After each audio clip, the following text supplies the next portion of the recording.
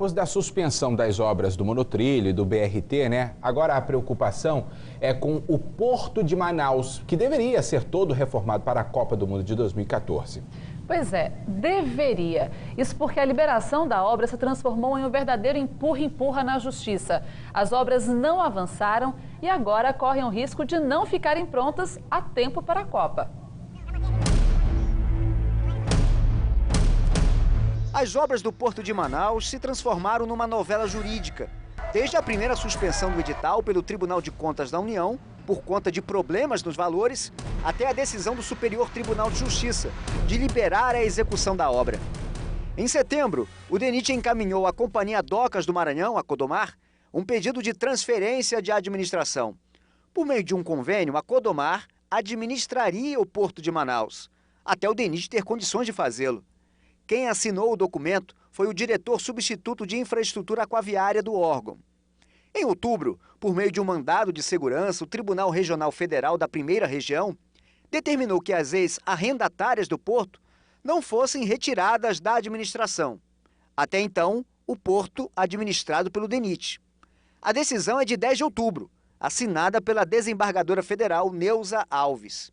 E foi com base na decisão do TRF que alguns lojistas que antes ocupavam o porto entraram com um pedido na Justiça Federal para retornarem ao local, tendo em vista que o DENIT e a União não seriam mais administradores do porto. O Ministério Público Federal, com base na mesma decisão do TRF, requereu a suspensão do processo licitatório da obra.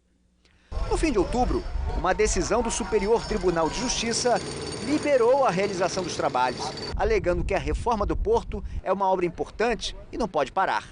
A decisão foi do ministro Félix Fischer, presidente do TSE.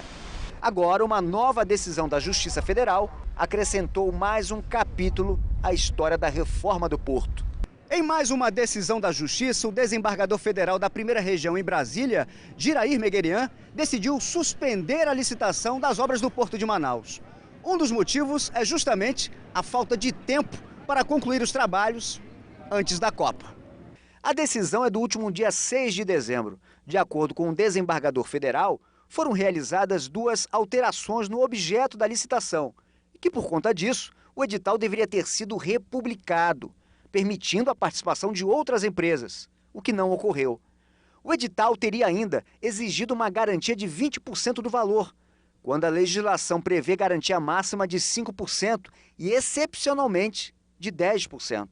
A obra foi orçada em 71 milhões de reais. Entre os vários serviços previstos estão a construção de 2 terminais, recuperação de pontes metálicas, das estruturas navais, reforma e ampliação de uma passarela.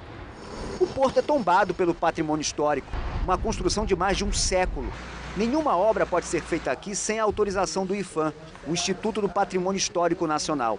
Até agora, o DENIT tinha apresentado apenas um projeto básico, que permitiu somente pequenas intervenções. Inicialmente foi feito um plano de massa. O que é um plano de massa? É detectar os elementos existentes, se eles são originais, se eles não são, se eles devem ficar, se eles devem sair. Então esse plano de massa foi construído junto com o IPHAN. Após esse plano de massa, o DENIT já nos apresentou um projeto macro, onde ele já contempla todo o que foi decidido no plano de massa e tudo que vai ser feito no porto. O porto vai passar por uma reforma estrutural, ele vai deixar de ser um porto de cargas para ser um porto de passageiros. Com tantas reviravoltas, as obras do Porto de Manaus podem até sair, mas talvez não para a Copa do Mundo. Pelo menos, não a de 2014.